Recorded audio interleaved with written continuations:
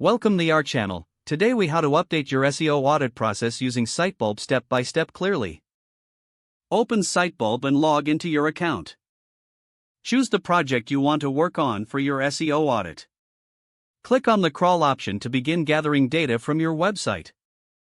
Adjust the crawl settings if necessary to ensure you're capturing all relevant pages. Start the crawl by clicking the Crawl Now button. Wait for the crawl to complete, which may take some time depending on the size of your website. Once the crawl is finished, navigate to the Overview dashboard.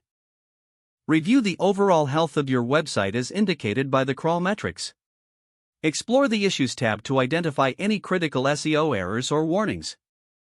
Prioritize addressing high-impact issues first, such as 404 errors and missing metadata.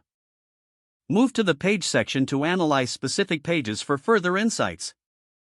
Utilize the filter options to focus on particular types of issues, such as redirects or duplicate content.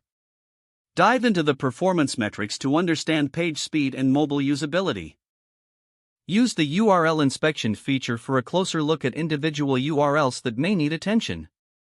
Document your findings in a separate report for stakeholders or team members. Create an action plan based on your audit results, outlining steps for improvement.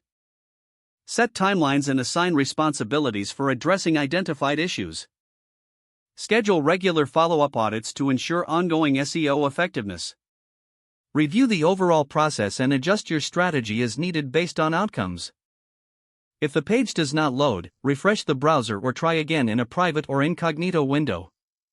Make sure you are using the correct email address, then retype it carefully to avoid small typos.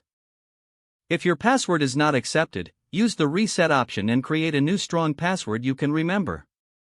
Check your spam folder for verification or security emails, then complete any requested confirmation steps.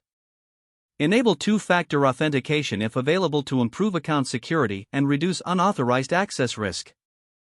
After signing in, review your profile details so your contact information and settings are accurate and current. If you see an error message, note it down and try again after restarting your device and internet connection. Log out when you finish, especially on shared devices, to keep your account and payment information secure. If the page does not load, refresh the browser or try again in a private or incognito window.